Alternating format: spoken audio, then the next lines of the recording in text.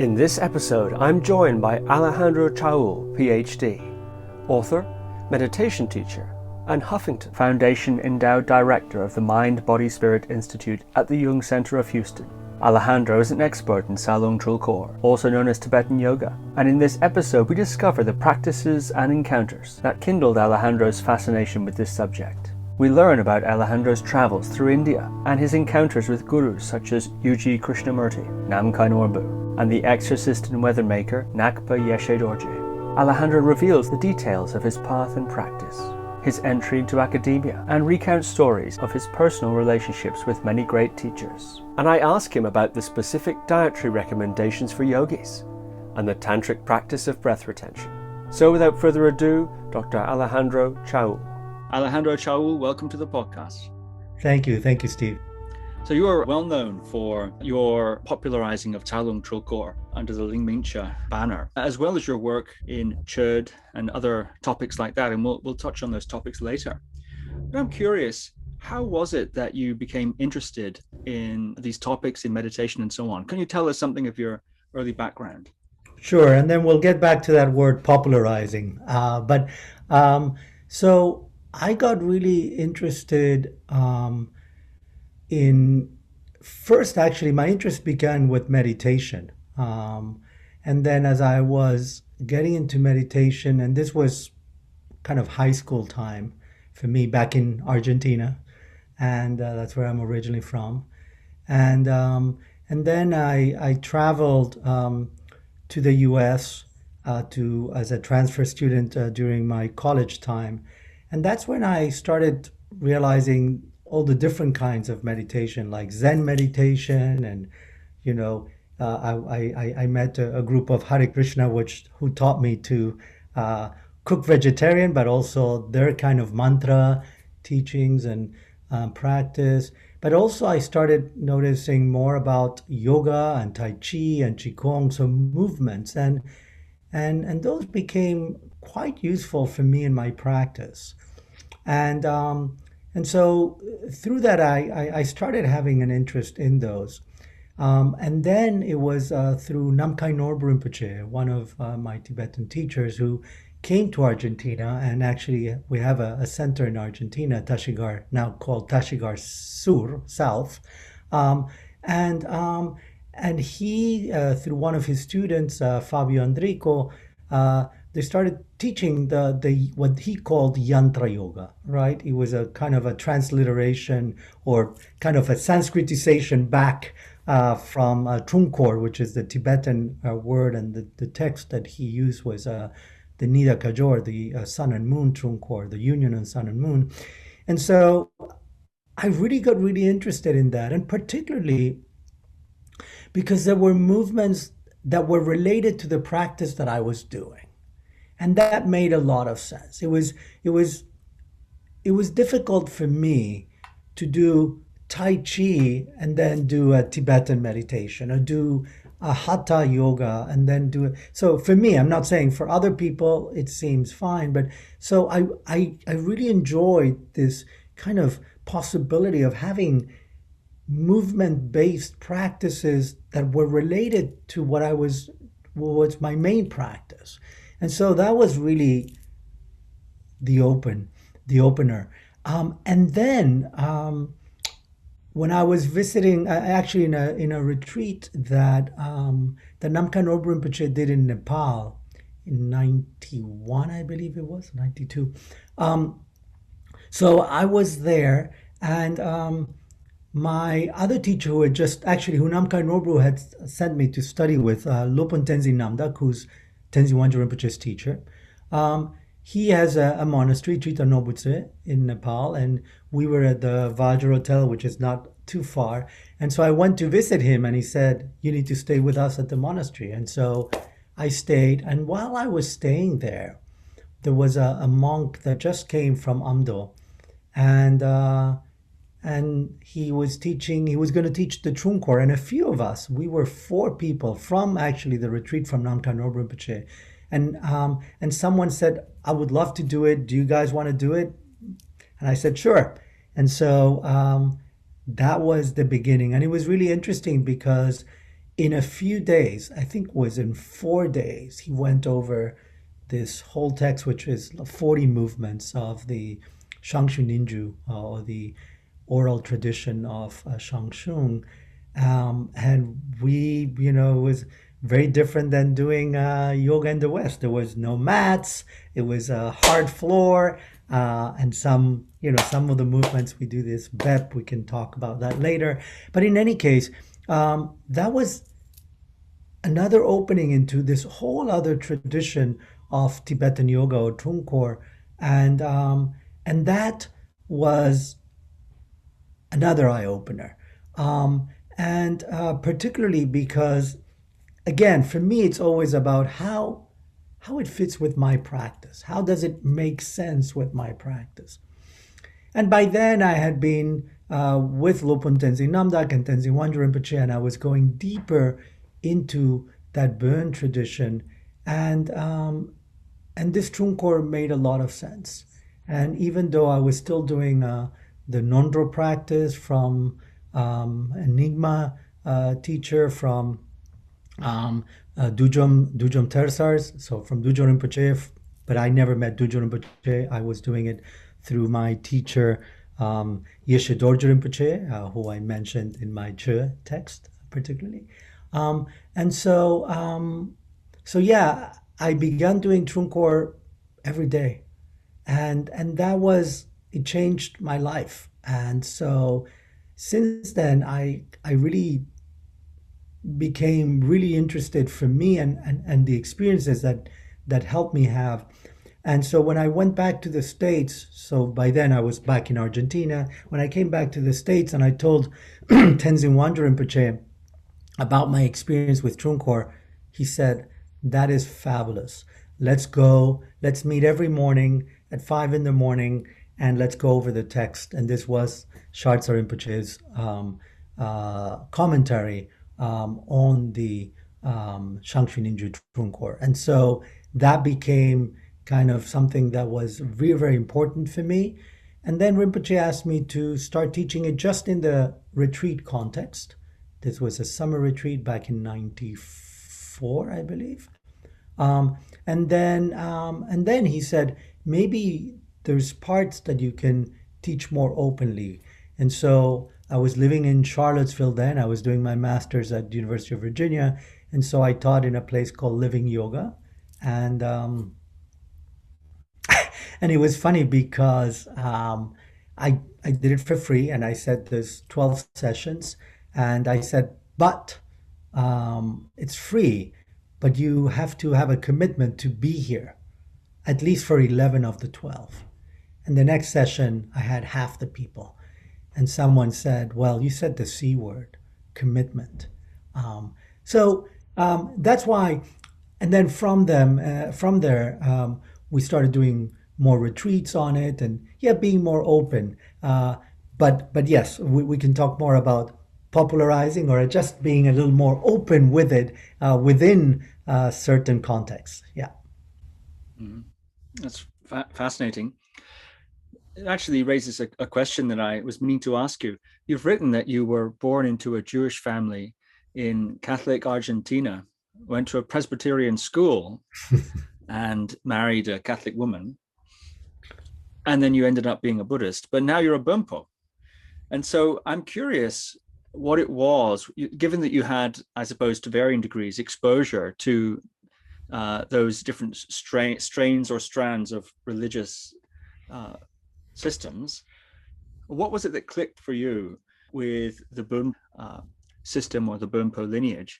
In fact, you were with Namkhai Norbu for some time. You mentioned you're studying Tujum Tersar with the Ngakpa Yeshe Dorje also. But you've ended up primarily, at least it appears, working within the Burn tradition. So I'm curious what it was about those previous iterations or previous exposures that didn't work for you, do you think, and what it was about the Burn lineage that really clicked for you? Yeah, that's a good question. So, I would say that one of the things I always felt a need, and it really became more clear when I was in college, and one of the things that I studied was philosophy. And I was really attracted to this teacher-student relationship. So particularly in that time, the Greeks, right? So Socrates and Plato and Aristotle, and I really felt, wow, this whole academia, which actually I got to go to. I did get to go to Greece and go to the academia, and it was such a special place. It's like your temple, right? So there was something on that. And one of the things I noticed in most of my other incursions with different teachings is that it was centered around one teacher, but I didn't really get to see the whole lineage. Although I have to say, always lineage was important, and for me, that was important to hear. And one thing that I skipped there of mentioning that when I went to India, looking actually for a teacher, my first incursion was in Hinduism, and I met UG Krishnamurti, so not JD, not the famous one, but he was really really instrumental in a way dismantling and crumbling my whole philosophical ideas of being right here, and he was about just be. But I didn't know how to be, so I left, and then I went to Swami Chinmayananda, and he was wonderful. But also, I had been a little bit with the Tibetans, and that's really what attracted me. This was 1989. I remember seeing in the Indian newspaper that the Dalai Lama had recently gotten the Nobel Peace Prize. And the moment I saw that, I was so happy, like my mom or my dad had gotten the Nobel Peace Prize. And so I went to meet him. And so I did go. The Buddhist tradition was always very important. And what's interesting is, for me, when I kind of shifted in a way from Buddhism to Burn, I didn't even feel it. It was a shift as much, at least not as a tradition. It was a tradition, but it was not kind of a religious shift as much as it was from Judaism to Buddhism. And in fact, even when I started practicing, when I came back from Nepal and I started practicing Buddhism at home, doing my nondro, I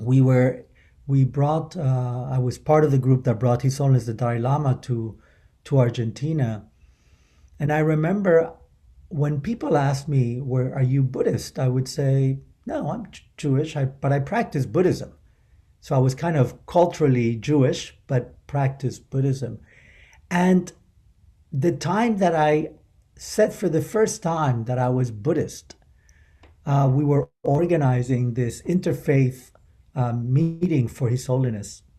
And we were in the back of the main cathedral in Buenos Aires, which is the capital of Argentina.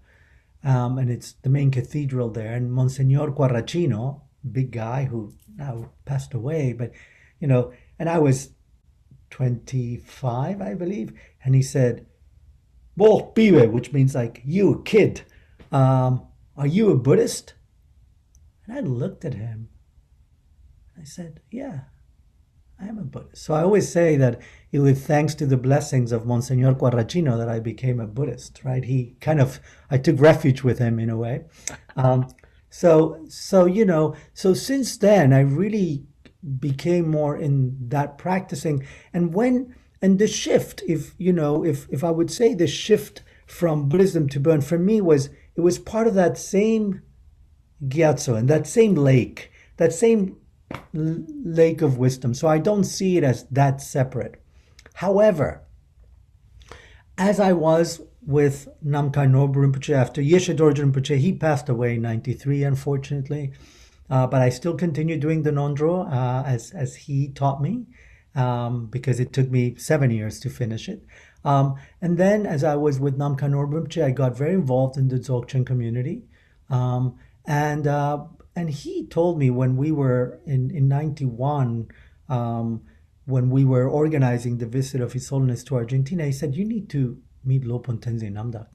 And Lopon was giving a talk right before His Holiness. There were the teachers of 5 Tibetan traditions, which is another way of, for me, of also saying it was not like 4 Buddhists and 1 Bonpo. It was 5 Tibetan traditions. That's how I saw it. And so I went to see Lopon, and it was like, wow. And so I followed him as long as I could while I still had a visa to stay in the United States. Then I came back to Argentina. And then I met Tenzin Wangyal Rinpoche a couple of years later in 93. And then he told me that he was organizing this summer program, and that he was bringing Lopon. And I was like, wow. So I was actually doing my studies in Tibetan language at UVA in the summer, and I dropped that to be with my teachers. And the moment I saw them teaching together, it was amazing. It was like that whole lineage of teacher-student kind of lit up. Actually, I mentioned that in this upcoming book. I mean, it really transformed me. It was like, this is it. It was so clear. It reminded me, when I was in India, kind of searching, someone told me, dig in many holes until you reach the water. And when you reach the water, keep on digging. And that was it. For me, that was the water. It was very clear. Having said that, when I do my Guru Yoga with Tapiritsa as the union of all enlightened beings, all my teachers are there. But yeah, the main one, as you can see here, is Lopon under Tapiritsa. That's very interesting. I'm curious if you could say something more about your encounter with UG Krishnamurti, infamous, with his your experience. Your account there of being dismantled by him, I think, is in keeping with his reputation. I'm curious if you could talk a bit about that. Did you meet him personally? You had personal time with him? Yeah. What's the story? It was really interesting. I was so when I read the paper of His Holiness being awarded the Nobel Peace Prize, I was in Srinagar in the Kashmir area of India, and so I decided I went back to Delhi, and he was coming. His Holiness was coming, and so there was a talk, and I was I was by myself, so I was next to this Indian guy, and this Indian guy said, "Oh, you need to come to meet my teacher. This is, UG Krishnamurti. You will love him."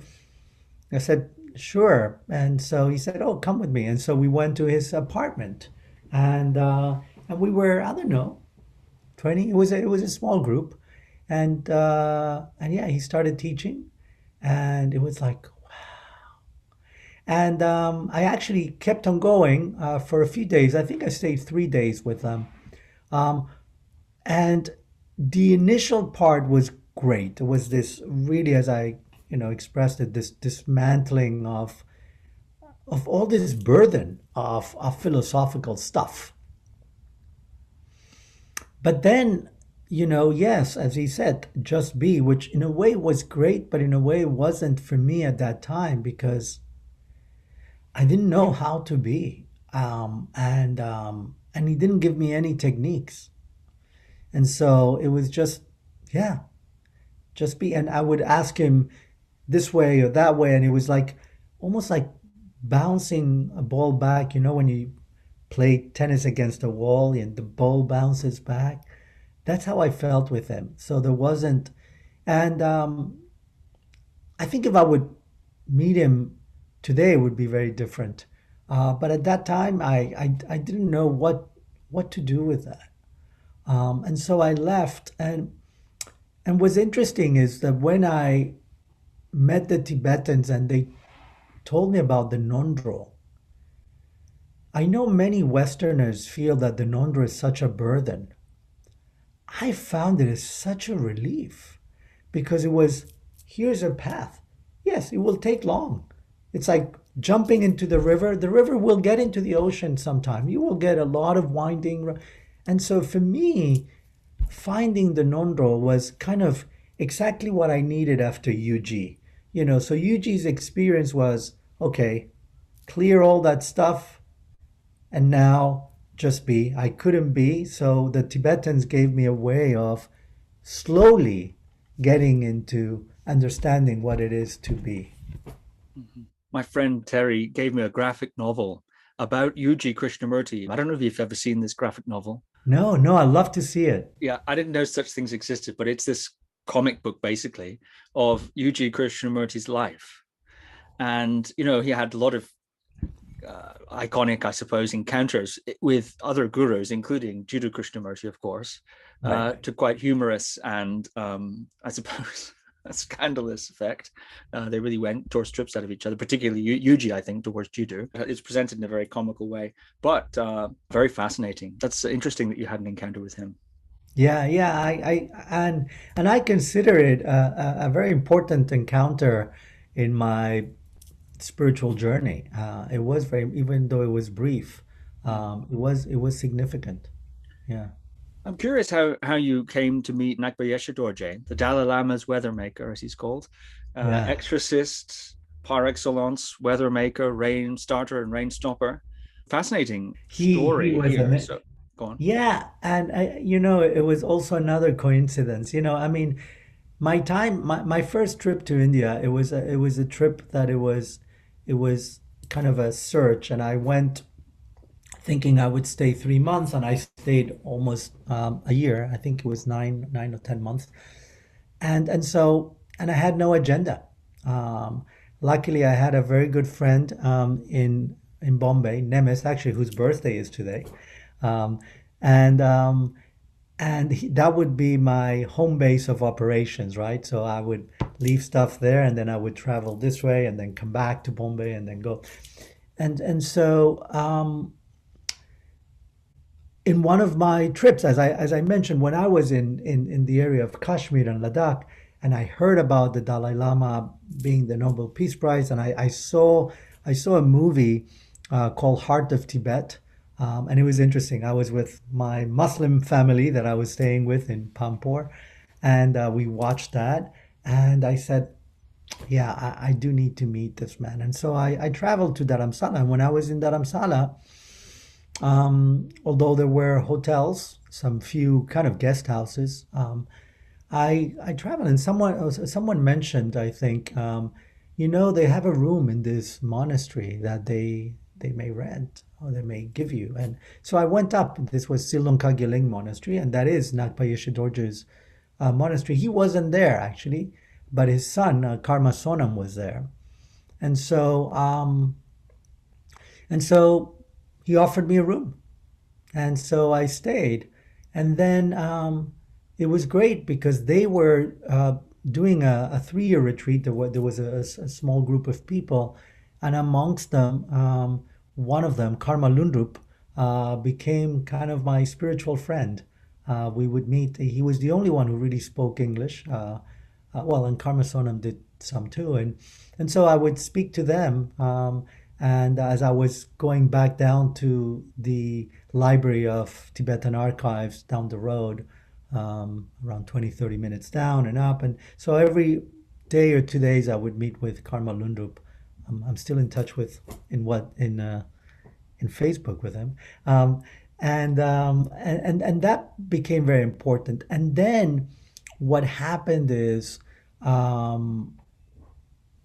well, I traveled out, and then I came back, and I came back for Losar, and by then, Yeshe Dorje, Ngakpa Yeshe Dorje had come back from the States, and they invited me in Losar at 4 o'clock in the morning to meet him, and they had that chango, which is that hot chang with, with rice and stuff in, and I was there, and first of all, he impacted me. He had this incredible smile, and he had this long hair with, a text tied here, and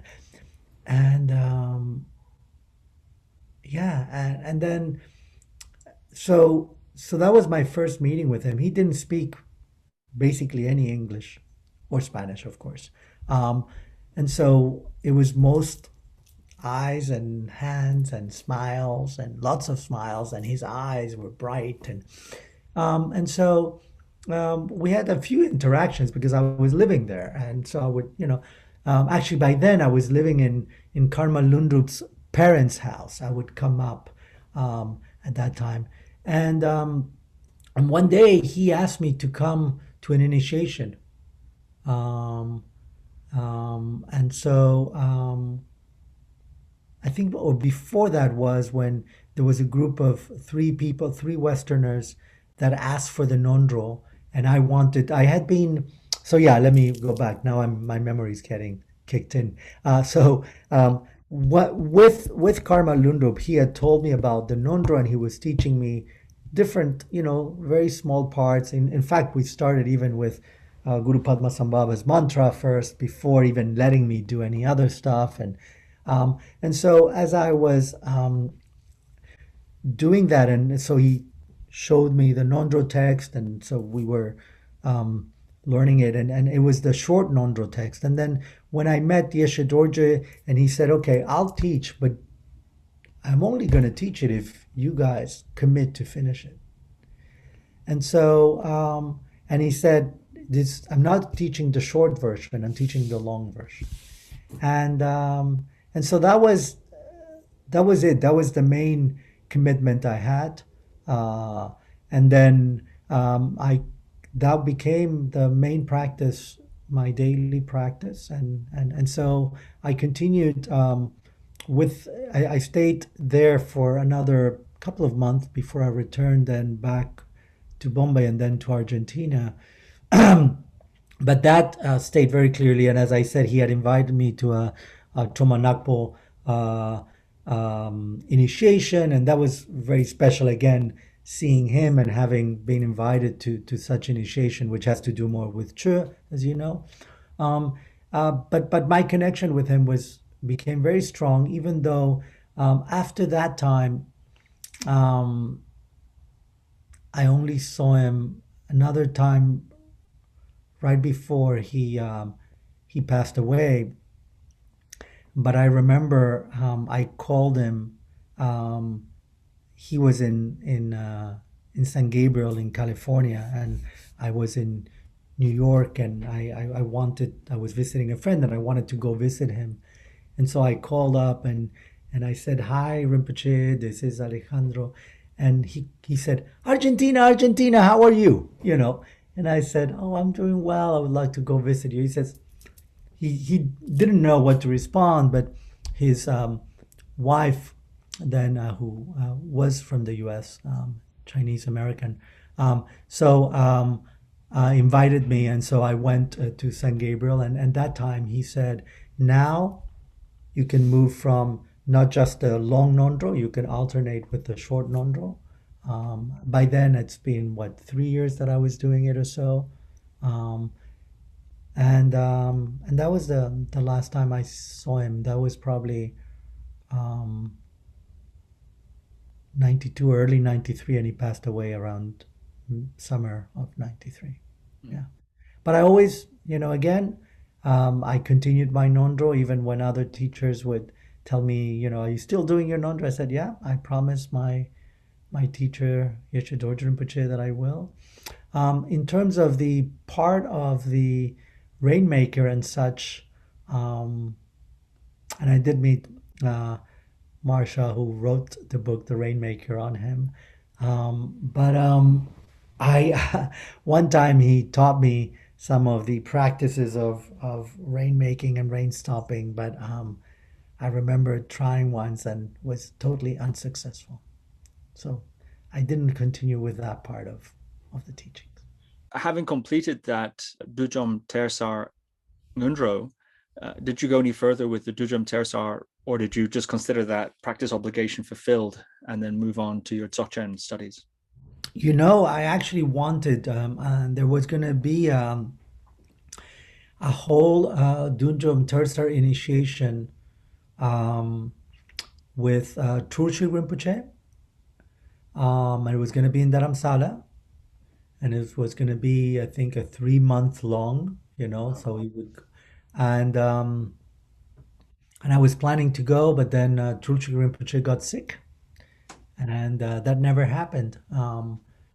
So never really continued with that tradition, and it was more or less around that same time.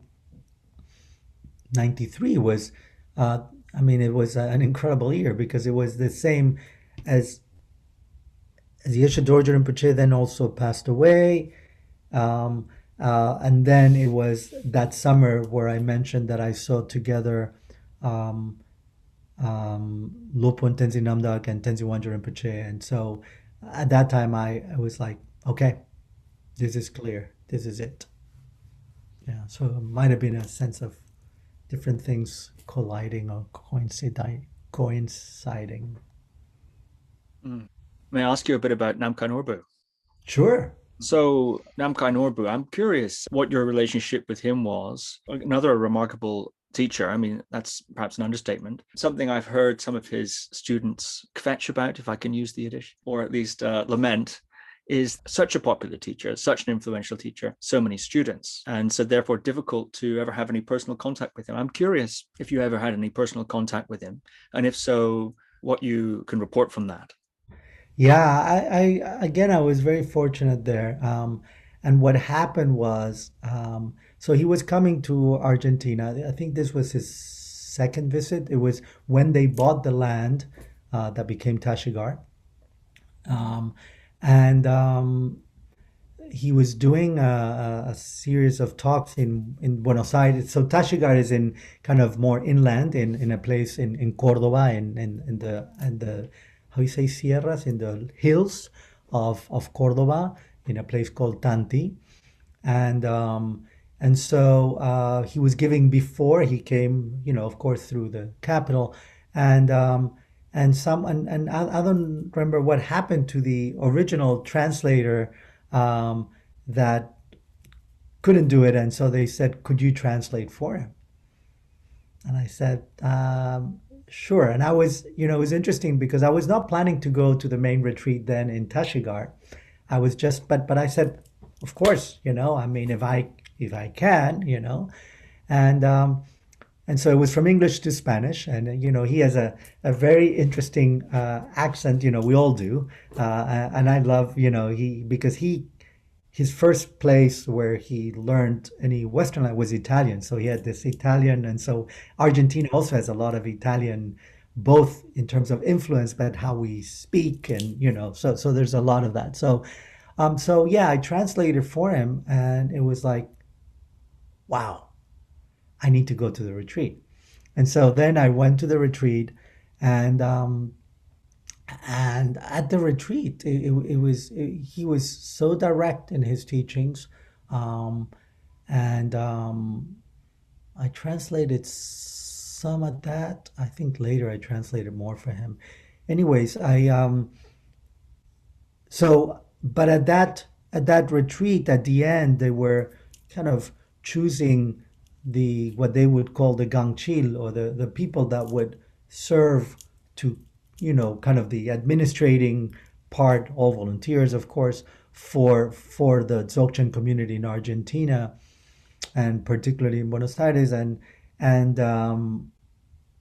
they put my name, and I said, I just started. They said, no, but I think you should do it, and so then they have to choose who will lead that part in Buenos Aires, and so we all put our names, and we throw it in a ball so Namkhai Norbu Rinpoche would choose. And he looks at me with this devious, look, and he says, you pick. And so I pick it, and it's my own name. And so I'm like, oh, come on. And so we started, it became a really beautiful relationship. But he was really strict in many things, So, for example, since I had come back from India, I was a vegetarian, and we would be eating, and sometimes partly because I would translate for him, and I would be sitting next to him, and he would grab, with his fork, he would grab a piece of beef, typical in Argentina, of course, and put it in my plate. He knows I'm vegetarian, right? And so I'm like, he says, go beyond limitations. We would be together. I remember one of the last days he was in that first trip that I met him. We were in the house of a friend of mine, and he decided to cook, and we were Fabio, him, and I, and he cooked chapale, which is kind of these meat, if you would say in Argentina, meat empanada, and that's it. It's fried dough and meat. And again, that's all he cooked. So, so he would be kind of pushing the boundaries. He would also be pushing me in things like, why are you doing your nondro? Tell me. So, or, I would go to him, and I would do my prostrations, and he would say, I don't need prostrations. And I would say, I know, I do. So we would have a good, I really value, his teachings, and also in how to integrate into daily life. I got to translate for him for different retreats after that. And yeah, when he asked me to go meet Lopun, I thought it was quite clear. But then he was diagnosed with cancer. And so I would go visit him in New York, where he was staying. And one time I actually organized a visit of him with Tenzin Wangyal Rinpoche. Tenzin Wangyal Rinpoche, as you may know, he did spend a lot of time with him in Italy, and then he started his own. So it was nice to be the three of us in that apartment in New York. And there was one more retreat. And then I think I saw him. Yeah, I think the last time I saw him. No, I went to see him once more in Argentina. But yeah. And then I actually keep in touch a little bit with the community. I recently did a talk for the Dzogchen community in Argentina, and I'm in touch with his niece, Punzo Wamo, a great Tibetan doctor and director of the Shangxing Institute. So he's still, again, very part of my life. If you would see my altar back over there, both Yeshe Dorje Rinpoche's photo is there, Namkhai Norbu Rinpoche's photo is there, and yeah. You talked about this shift facilitated by the Monsignor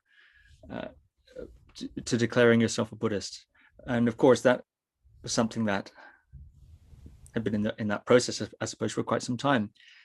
I'm curious what it meant to you to say that, and what it has meant for you to convert to Buddhism from Judaism. Yeah. So,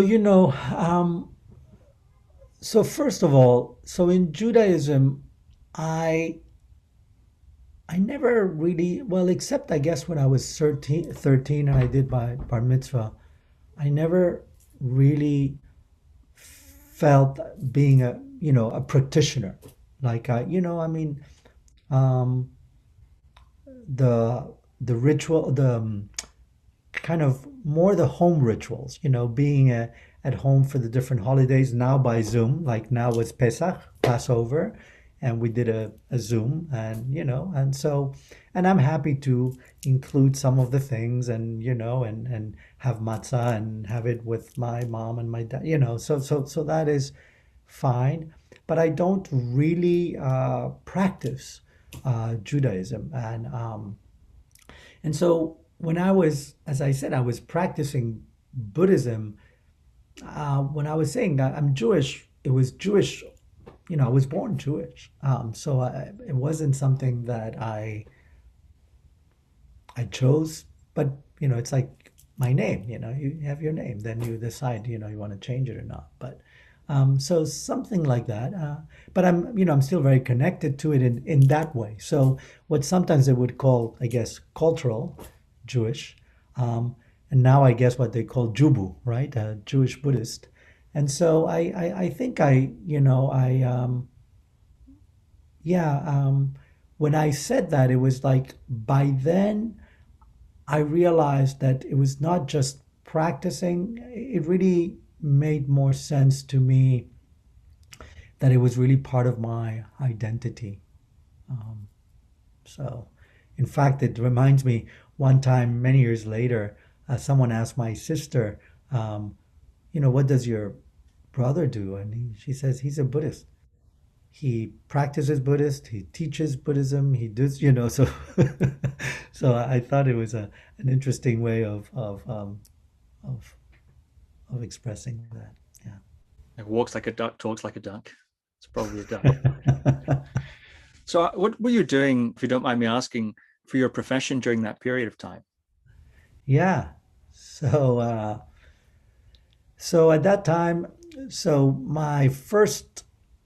I did two bachelor degrees, one in philosophy and one in advertising. So advertising was really what I really liked. And I was working in advertising. And then after I went to India and came back, I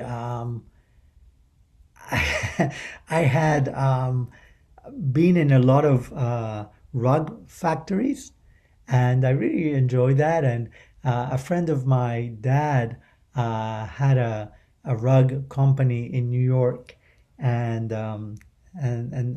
they are Iranian Jewish, and he said, do you want to buy rugs for me?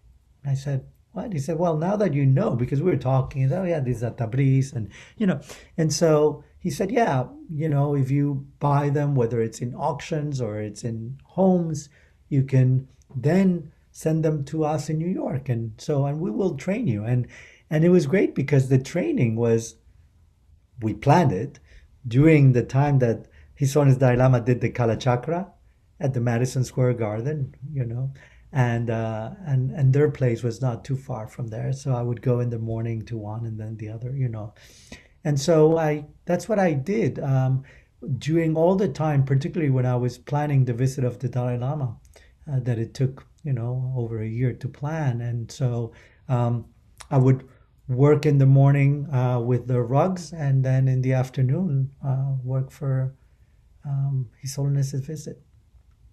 Yeah. So how was it you came then to study at the University of Virginia? You mentioned you're studying Tibetan during the summer there, and I know they have a famous Tibetan immersion summer program, which I assume is what that was.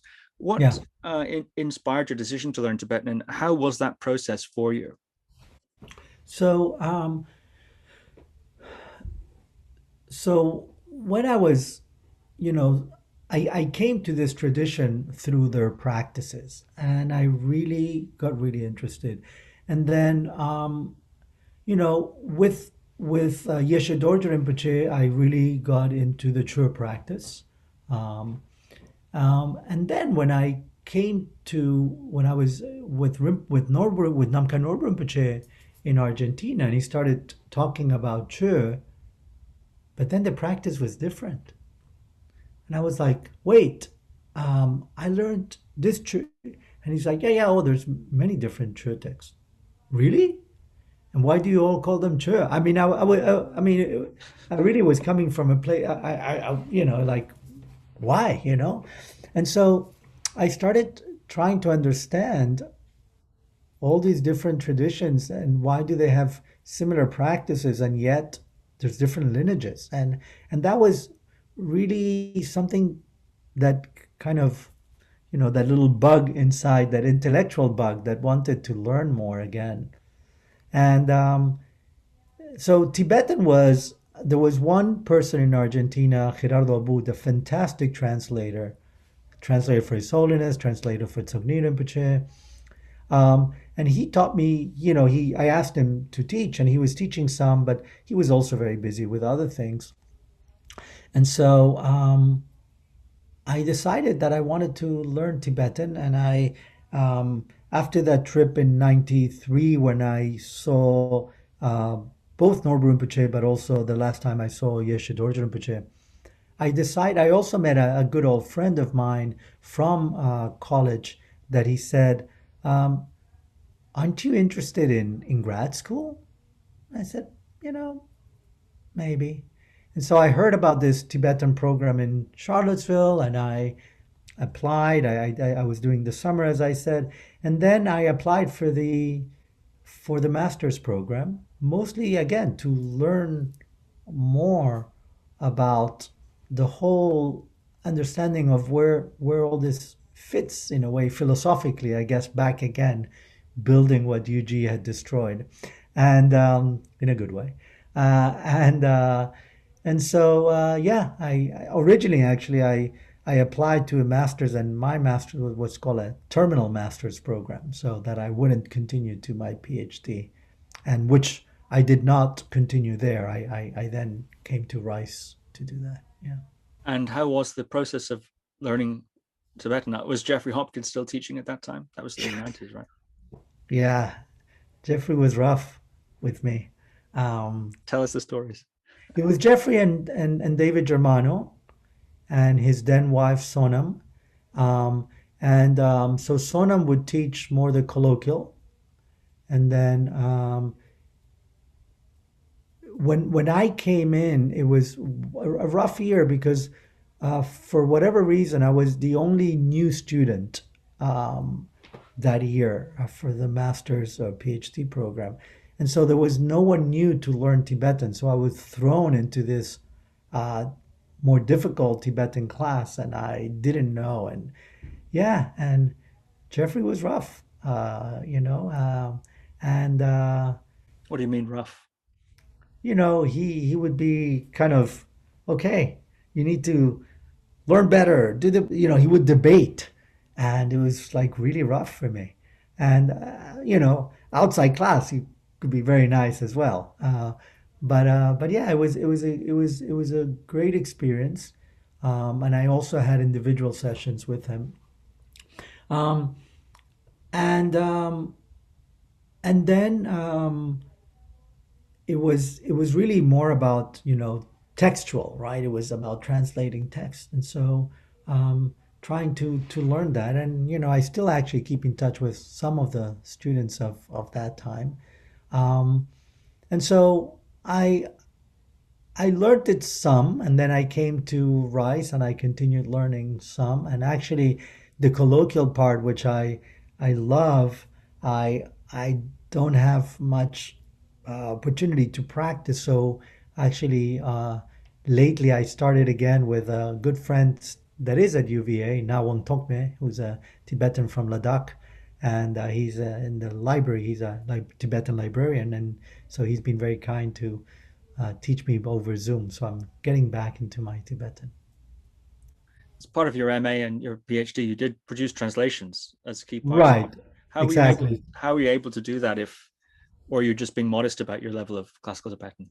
Well, there's dictionaries too. But yeah, I mean, I learned. I'm not saying I didn't learn, but it is a difficult language. And so, yeah, I did, for my master's, I translated this chur practice, Kando Gajang, or the laughter of the Dakinis, or the Kandros, or the Skygoers, which is from this great teacher, Sharza Rinpoche. And actually, in my dissertation, also, I did a translation from another text from Sharza Rinpoche, which is from the Tsadung Trulkor, from the Changchun Inju Tsadung Trulkor.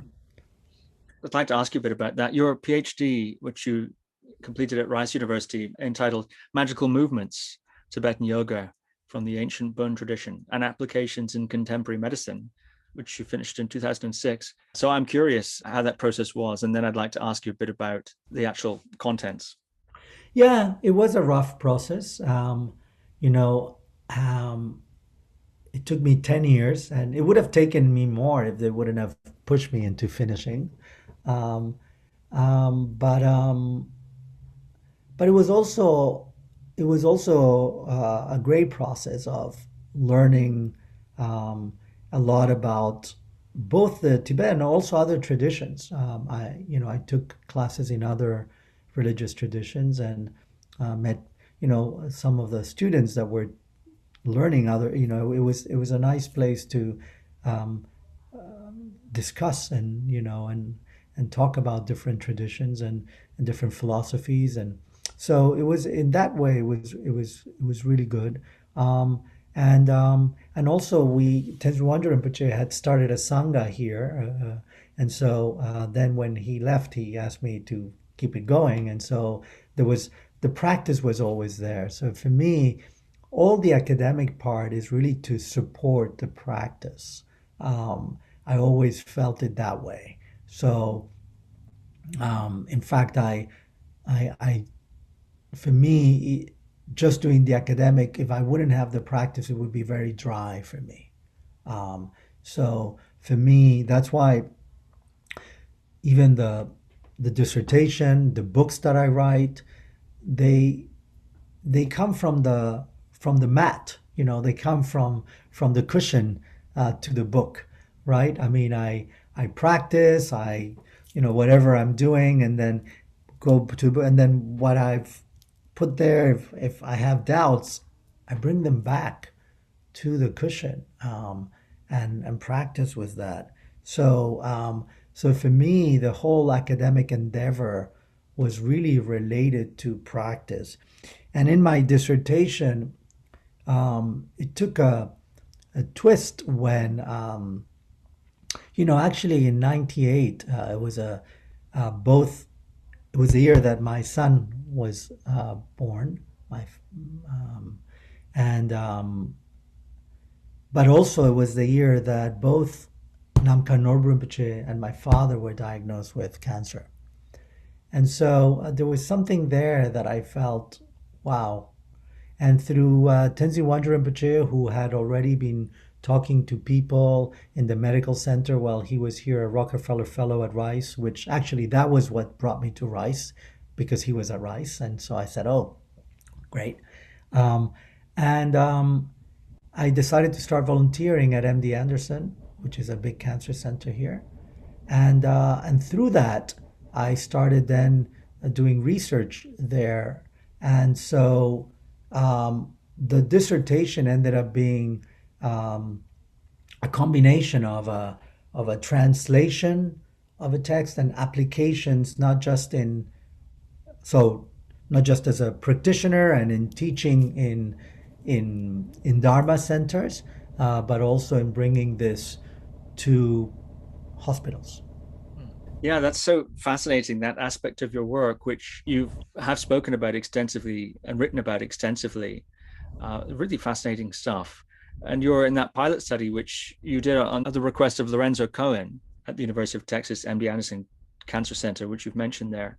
Really interesting. You discovered quite striking improvement in sleep quality, duration of sleep, sleep latency, and also reduction in the need for sleep medications and things like that. That study was written up in the Cancer Journal, and then many of the studies you've done have subsequently been published in journals, academic journals of various sorts. That's very fascinating work. That's something I'd like to ask you about in some depth, but I don't want to skim it. And I will say also that, of course, people can read your research, and I'll put links to all that in the show notes here. So if people really want to get into the work that Alejandro has done with cancer and Tibetan yoga, it really is very fascinating work.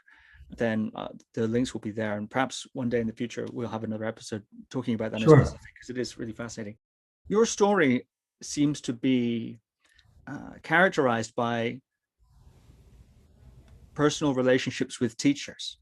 Actually, most of your teachers that you've listed, including Tenzin Wangyal Rinpoche, with whom you have an ongoing, I suppose by now, professional collaboration as well as teacher-student collaboration. This sort of a teacher-student relationship, which you mentioned was attractive to you, even in your early days of study, it's said to be very important, key, in fact, in learning certain of the systems that you've become adept in, including Dzogchen in particular. I'm curious what you have in terms of reflections on that teacher-student relationship. You've had relationships with many great masters, and I'm curious from your side as the student, how you view that, how you make best use of that, and how you, if you want, capitalize on those kinds of opportunities, because it's one thing to meet these sorts of people, but another thing to have had such fruitful relationships with them as you have done.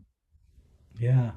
Yeah, no, I mean, I feel incredibly fortunate to have these relationships and um, with Tenzin Wangyal Rinpoche when we were both in Virginia and I would go in the morning to learn Tibetan and then come back and have lunch with him and we cooked together and then we washed together and then we, wrote and one thing that was important, you know, uh, with all my teachers, but really the one I spent more time in terms of becoming, not only teachers too, but friends, that we would, even when we would go and have a cup of, a glass of wine together, for me, it was always Rinpoche. I would hear people calling him Tenzin. And I always felt really weird, So I also actually, I have to admit, maybe coming from Argentina, when I came to UVA, I was also surprised that people would call him Jeffrey rather than Dr. Hopkins. But so maybe it's part of my upbringing. Um, so so but that actually I breached. So my academic teachers, I I call them by first name now. But and particularly I guess now when you both have PhDs, you could do that I guess.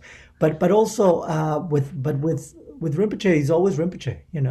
So even though and of course I've been very fortunate to also host many of one of the things that Rinpoche has done is not only bring Lopun but other his teachers like Isones Lungto Tempanima, but also others that were not his direct teachers, but his peers, and even later. And so many times as they come, I host them. But with Rinpoche, this relationship of being able to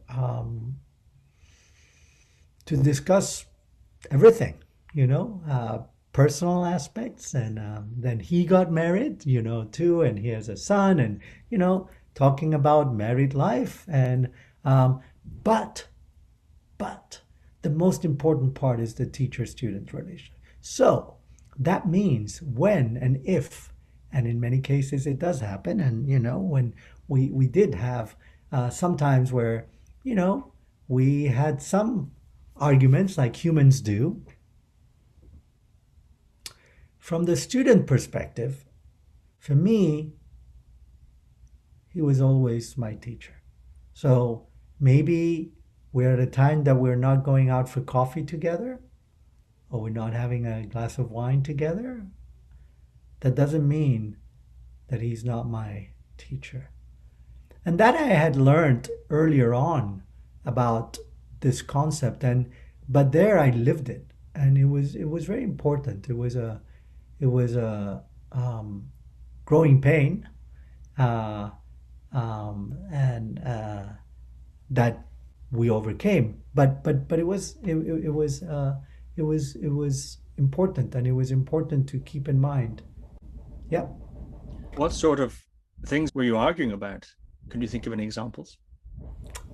I mean, there were, in the big picture, I guess there nothing uh, big, but I think most of the time it had to do, as he jokes with me a lot, kind of Argentinians, we're known for our ego, right? We are particularly from Buenos Aires, so a lot of times had to do with my way of thinking, and I think it had to do also, um, from my perspective, it had to do with the difference from Western viewpoints and Tibetan viewpoints, and so at the end, it's not for one to convince the other, um, and so at the end, it almost entangled itself, but yeah, I guess at some points um, uh, we both have our stubbornness of our how we grew up in our cultures, and then then we realize, okay, it's not such a big deal. On This is what? more important. Yeah, well, fair enough. On what sort of an issue would that culture clash have shown itself? There were different ways in how I don't know, mostly it's organizational, how we organize retreats, what things um, can be done for free and whatnot, and how is how are those exchanges, so again, I think, yeah, I mean, there were other things, but I think that's You fine don't for want to now. go there. No. Okay, that's fine. That's fine. I'll ask and you can say no. Okay. If you don't mind, I might ask you some questions now about Tsalung Trulkor and some other things of that nature. First one, Tibetan Yoga, Tsalung Trulkor, Yantra Yoga, Kum Nye, all these sorts of things. Tummo, movements to do with Tummo, movements to do with this, that, and the other. Can you disambiguate the various terms? You mentioned that there's different sorts of churd and all this sort of thing. It seems to be the same for these movements. Can you disambiguate the various terms that are used for these Tibetan movement practices? Yeah. So I think in terms of what in general it's called Tibetan Yoga, the Salung Trungkor, this is a calligraphy for Tenzin Wangyal Rinpoche. Um, and so again, it's the broader category, I would say, and one of the translations would be, as I like to use, magical movements of channels and winds, right? Um, in itself, there are also sometimes kind of two subcategories. One is Salung and one is Trungkor. And Salung was really something that Tenzin Wangyal Rinpoche really brought to the West in a way that it became, as I told him once, the bestseller of the teachings, because they're really relatively simple, and at the same time brings experiences, because you're not just having the body stay still, you're using the body, and because the body brings us so many sensations and opportunity both to clear obstacles and to support our meditation, that I think these practices are huge. So in a way, when we talk about Trunkor as a category, um, in a way it always is Salung Trunkor. So Trunkor without the Tsalung part is, as another teacher, Menri Ponlop Tinlenima, would say, it's like children playing, right? Um, you know, you can do all these movements, you can jump up in the air. It's not about that. If you're not really working with the Tsa and the Lung, the Tsa being the channels, the Lung being the prana, the chi, the breath, um, it doesn't make sense. So partly it's how those bring these magical experiences. Although Trunkor itself, you know, I explain why I go into that translation. Um, but it's really, so Trul can be machine, but also kind of magic, and core is movement, or wheel also. So it's magical movement. So that's the really the large category. Tummo is really one of the many practices within it. It's many times seen as a preparatory for it. So Tummo uh, means, kind of, in a way, maybe fierce woman would be one of the translations, although a less literal but more meaning like could be inner heat yoga. Um, and and again, that supports how you work with the Tsa and the Lung.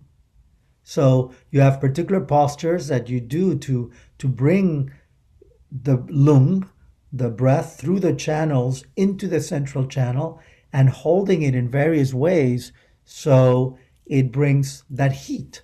And that heat is what allows your body to be more flexible, also to then do the Trunkor. So sometimes I kind of half jokingly call it our inner Bikram. You know, the Bikram yoga people usually put the temperature of the room at whatever, 102 or whatever it is. We put ourselves in that temperature.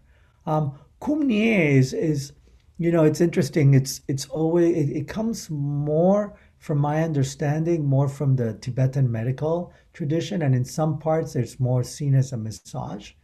In other traditions, like what Tartan Tulku has taught, is more like really slow movement. So they're almost like an inner massage as well.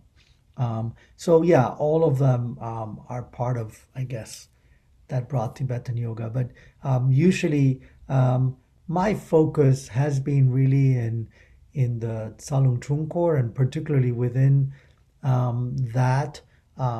In the ones, as you well said, in the Burn tradition, and so in the Tsalung more from the Mother Tantra, the Maju, and in the Trulkor both from the Shangshu Ninju and from the Atri. So, and I feel, it's interesting, as we were talking off camera before. Now that I just kind of sent this book for the Shangshu Ninja Trulkor, and my last book was on the Atri Trulkor. It really feels kind of complete. That again, I'm not exactly sure that it's popularizing, but at least it's bringing, in a way, these practices in a way that are more accessible to people. And yet, as we always put there, these are not to be just, okay, I'm reading and let me try it. It's more, okay, here's the info. There's ways of actually learning. As you well said, for me, it's with a teacher. So, yeah. Mm-hmm. Yeah. And you yourself offer classes on that. I do. Which, Yeah, I do both online and well, I guess now all online, but hopefully starting soon back in person. Online, I have one on Ligmincha learning on the external, internal, and secret Salung, and then with Wisdom Publications, one on Trulkor, which is also related to the Ati Trulkor of the book of Tibetan Yoga for Health and Well-being. very excited about that. Your upcoming book. You've written a book on Tibetan yoga already, but this is, as you said, and coming from your Right. So the one that it's interesting because the wisdom course, it's based on the Trulkor from the Hay House book from the Tibetan Yoga for Health and Well-being, which is from the Atri system, or the instructions of the Ya. The new book is this is the cover, it's called Tibetan Yoga, Magical Movements of Body, Breath, and Mind. And it's from the Shangshu Ninju, the oral tradition of Shangshu. Mm-hmm. Very exciting. That's coming out, it looks like in November, but is available now for pre-order on Amazon, for example. So I know we're almost at the end now. So let me ask you a couple of my wildcard questions. I don't know, maybe we don't have enough time to talk about this, but of course you've spoken and taught a lot on the movements, and of course also the breath and also the use of the mind and so on. You make that distinction and link those together. But something else that's sometimes associated with the yogic practices of Tibet that I'd be curious for your take on, given your immersion in the source texts, is the dietary, specific dietary restrictions or dietary regimes that a practitioner will go on for some period of time for practice purposes. I'm curious on your reflections on that. I'm also curious, and so I'm just batching these wildcard questions together. I'm also curious on your take on the sexual practices that are sometimes discussed, and in specific, your view on semen retention in particular, which is something that's sometimes discussed in these kinds of contexts. So those are the three wildcard questions, I suppose: dietary regimes, sexual practice in general, and semen retention in specific. Yeah. So in terms of dietary regimes, in general, both if we think of the Tsalung Trulkor practices, in general, there haven't been too many explicit dietary restrictions that my teacher said during this time do it. Sometimes during one of the retreats in Menri Monastery, was told, for example, avoid garlic and onion. But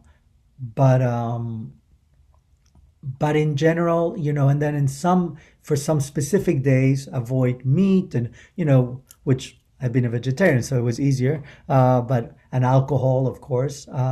But So there weren't that. Now, having said that, of course, there's a whole area of that, and particularly the area of chulen, right? These practices that also sometimes are related to these yogas. So these kind of taking from the elements. We know I guess the most famous one was Naropa, right? Sorry, Milarepa. And so, but I've actually learned a little bit about Chulen, and there's an external, another Chulen that actually, as I mentioned, Punzo Wamo, Namkhai Norbu Rinpoche's niece, who's a Tibetan doctor, she does this garlic Chulen that you use. And actually, that has been great. It's a chulen. It's with garlic and ghee, so which actually kind of changes the way the garlic is absorbed in your body and becomes positive. Again, you have to go into what's your the different humors and so forth, but it can be very useful, and it can also support your heat. So I have a spoon of that every morning. That's what I had. That's all I had this morning so far, and a cup of tea. So I think, but in general, what I always say and what my teachers would tell me is not to be heavy, having eaten a lot before doing these practices, but also it's not great to have them in empty stomach, particularly if you're going to do a strenuous practice. It's better to have a little bit. So, I guess maybe a little bit of tsampa would be typical. What I usually recommend, and I do myself many times, is I use oats and I put it in hot water, and sometimes even just taking the water. A few, just refill the water, and then sometimes just eat the oats. But so something that has a little bit in the stomach, but not too much. And again, that's not from any text. So just want to be clear. So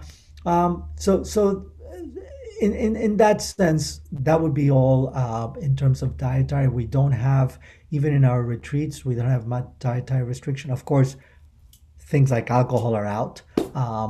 But other than that, we don't even, and again, for some people, for example, eating meat is actually useful for them.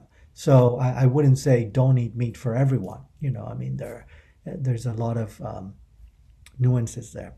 In terms of sexual practices, that's something that I've never been introduced to, so I don't know. I mean, I've read about them. I read that in some cases, some authors include them together or a la par from Salung Trulkor. I haven't seen that. Again, most of my teachers come from a monastic place. So again, that would be maybe one of the reasons why these are not included there. Some of the text I read, including Shartsa Rinpoche, was also monastic. So I know that they are there. And in terms of semen retention specifically, again, it's another way of controlling. I mean, one thing that it is very clear in the Tibetan yoga is different to other yogas is breath retention, right? So if you think of kind of that more pneumatic way of working with it, I guess the semen would be more hydraulic, but it might have similar ways, and particularly again bringing it in the retention, and then the idea is to bringing it back into the central channel and so forth. But again, not a practice that I've learned or do. So. Thank you very much. I think we're out of time now.